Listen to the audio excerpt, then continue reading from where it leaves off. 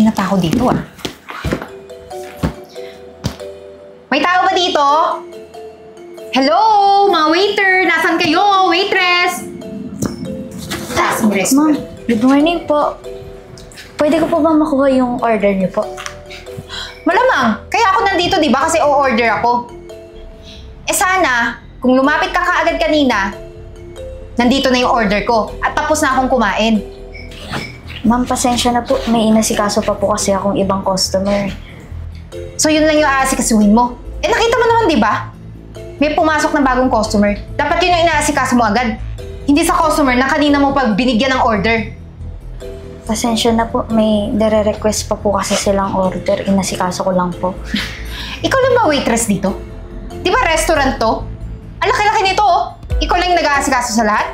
Imposible naman yun. Eh, ma'am, may sakit po kasi yung katuwang ko po. Kaya ako po muna ang nag-aasikaso dito. Bakit ang dami yung dahilan?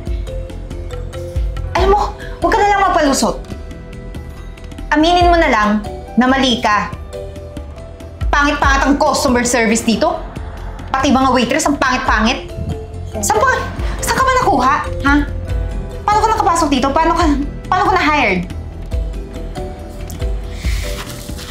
Pwede ko po bang makuha na po yung order niyo po? Kasi may mga nag-aantay pa pong customer. Bigyan mo ako ng pinakamasarap dito na pagkain. Sige po, ma'am. Bilisan mo ha. Huwag tatanga-tanga. Ma'am, sorry po sa pag-aantay. Ito na po yung pinakamasarap na pagkain po namin dito sa restaurant. Sorry na naman. Dahil ano? Alam mong 30 minutes ako naghintay? Siguraduhin masarap to ha. Kung hindi, ihihilamos ko to sa mukha mo. Ma'am, sigurado po ako masarap yan. Yan po yung binabalik-balikan po dito sa amin.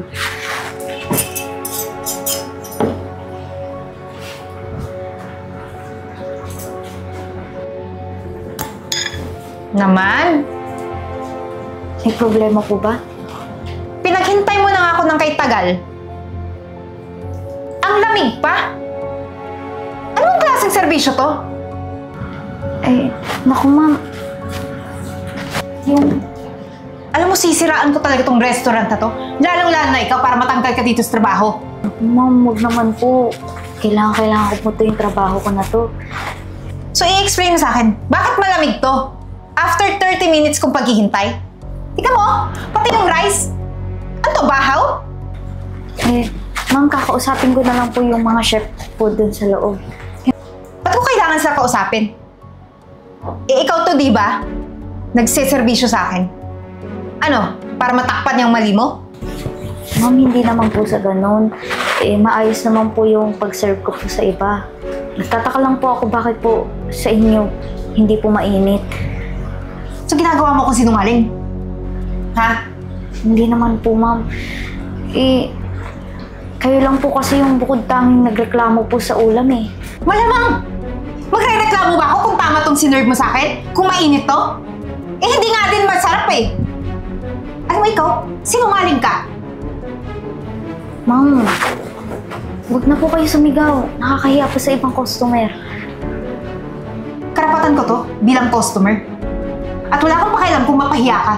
Mas mabuti nga yun, malaman ng buong tao dito, ng lahat ng tao, na pangit yung serbisyo mo. At kailangan petisyonan ka. Kasi, ang tanga mo. Naiintindihan mo ba? Tanga ka. So ngayon, anong gagawin ko dito? Papalitan mo ba? Paano kung hindi ako umorder? Itatanong ko na lang po siguro kay ma'am. Hindi ko din po kasi alam gagawin. Then go! Sige na. Bilis!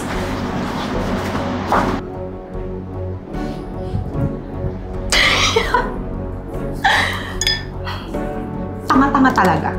Palibhasa, mga waiter, takot sa mga customer. Lalo na kagaya kong mukhang mayaman. Sarap? Ano ba yung hinalo nila dito? Sarap-sarap na. Oh my God. perfect na perfect yung lasa. Yung sakto lang yung anghang, tapos yung tamis ng gata. Ako, sarap talaga. Anong luto nito? Perfect talaga yung lasa.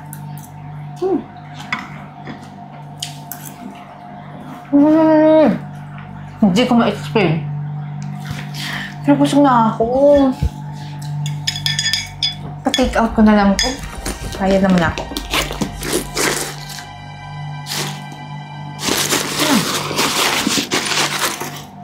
Kasi wallet ko.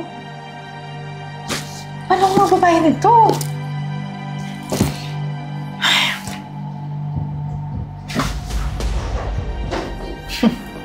Pag sinuwerte ka na naman.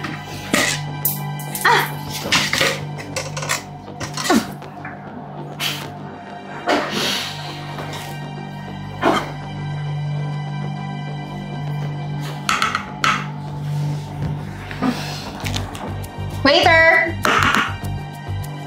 Waiter! Pakibilis! May kailangan ako? Po, ma'am. May kailangan po ba kayo? Kakasabi ko lang, di ba, meron akong kailangan. Ba't mo inuulit-ulit? Pasensya na po. Ano pong kailangan niyo po? Nananadya ka ba? Ano pong ibig niyong sabihin? Ano mo ikaw? Huwag ka na nga magmaang-maangan. Tanga ka ba o nagpapatay mali siya lang? Ma'am, hindi ko po kayo maintindihan. Wala naman po akong ginagawa sa inyo eh. Tignan mo to. Tignan mo to? Tignan mo! Ano nandyan? Tignan mo! Ma'am, napaka-imposible naman po magkaroon ng barya dyan sa kanin. Eh, maayos naman po yung serving niya. Eh yun na nga, pinagtataka ko, bakit may barya dyan? Alam ko na, gumaganti ka sa akin kasi binungangaan kita kanina, di ba? Naku ma'am, hindi ko naman po kayang gawin yan sa inyo. Anong hindi? Hoy, hindi ako tanga, hindi ako bobo para hindi isipin yun. Kaya ikaw, ayusin mo yung trabaho mo. Kasi once na makausap ko yung manager dito o may-ari, mawawalan ng trabaho. Ma'am, wag po. So anong gusto mo? Babayaran ko to? Excuse me! Madumi! Naku ma'am, wag naman po. Hindi na nga po sumasapat yung sinasahod ko po. Kakaltas pa po sa akin. Hindi ko na yung problema. Anong nangyayari? Excuse me, matandang kulubot. Ba't ka nakikisaw-saw dito? Pinagtitinginan na tayo ng mga tao. Hindi ba kayo nahihiya? Anong problema? So hindi ako mahihiya. Karapatan ko to. Ito kasing waiter na to, waitress. Tatanga-tanga sa trabaho. Binungangaan ko siya kanina. Kasi ang tagal niya lumapit sa akin at inaasikaso yung mga kanina pang customer kaysa sa akin na bagong dating. Tapos, pinaghintay ako ng 30 minutes, hindi pa mainit yung in-order ko. At ito pa, ang masaklap, nilagyan ng barya yung kanin para makaganti sa akin. So ano, may magagawa ka ba sa nangyayaring ganito? May-ari ka ba? May-ari? Mismo. Oh, naku ma'am, hulog ka ng langit. Mabuti nang pumunta po kayo dito kasi itong waitress nyo, irereklamo ko. At sana, matanggal yan sa trabaho dahil yung serbisyo niya, palpak. So yung lahat ng sinabi ko kanina, ma'am, no, I know na valid reason yun para mawalan siya ng trabaho. Ngayon din. Pero ang tagal na sa akin ng batang to, wala naman nagiging problema. Bukod tanging ikaw lang. Naku ma'am, syempre, nabungangaan ko kanina. Gumaganti. Normal naman sa taon yung ganun, di ba? So, sino ba mag-i-expect din? So, ma'am, please. Kaya, ito, hindi ko ito babayaran. Konti lang naman yung nakain ko din eh, kasi busog ako. Ma'am, hindi naman po pwede yun. Nakain niyo na po eh. Hindi ko na yung problema. Ikartas mo na lang po sa sahod niya, okay?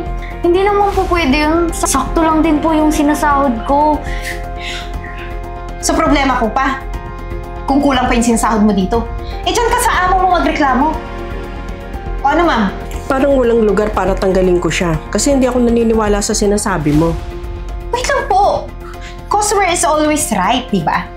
So, kailangan sa akin ka pumanig. Ba't dito sa palpak na to? Kitang-kita naman, oh. Kitang-kita mo naman yung barya. Imposible naman kung sinong naglagay niyan. Customer is always right kung makatao talaga. Pero sa isang gaya mo, hindi ka makatao eh. Teka lang po. Ano pong ibig niyo sabihin? Nagsisinungaling ako? Yes. Maghapon ako nakatutok sa CCTV. Kitang-kita kong ikaw mismo ang naglagay ng barya dyan sa kanin mo. Sayang yung ganda mo, miss. Ang ganda-ganda ng pananamit mo kung ikukumpara dito sa waitress dito. Mukhang maayos pati ang pamumuhay mo kaysa sa kanya. Anong naisipan mo at ginagawa mo yun sa kapwa mo? Anong klase ka? Kasi po,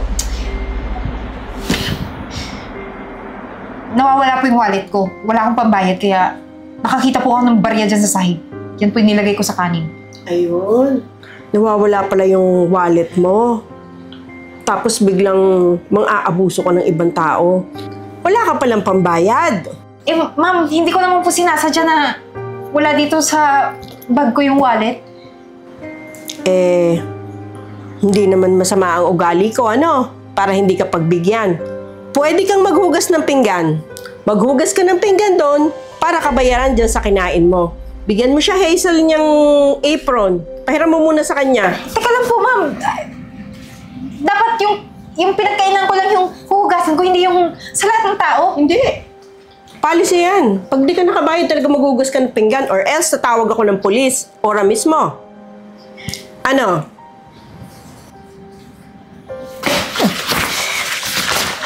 Sa may kusina. Ayun, miss, oh. Diretso ka lang. Ang ganda ng maghuhugas natin ngayon. Ako, ma'am, maraming salamat po Kasi kung hindi po kayo dumating, ano na pong nangyayari sa akin? Next time, pag may mga ganong customer, tawag ka agad sa taas. Hindi pwedeng patagalin kasi tinitingnan na kayo ng tao kanina kaya ako bumaba. At saka huwag kang papatalo sa mga ganong customer. Minsan talagang may customer na makakapal ang mukha.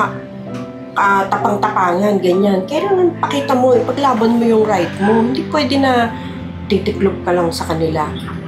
Naku, ma'am, pasensya na po, pero hindi ko po kasi kaya maging masama sa ibang tao, kaya tinatanggap ko na lang po kung ano po yung ginagawa nila sa akin. Isang aral yan sa'yo, no? Sa susunod, huwag nang ganyan. O, sige! Magbihis ka na! Day off mo na ngayon! Ma'am? O, di ba? May tagaligpit tayo! Sige na! Ako, ma'am.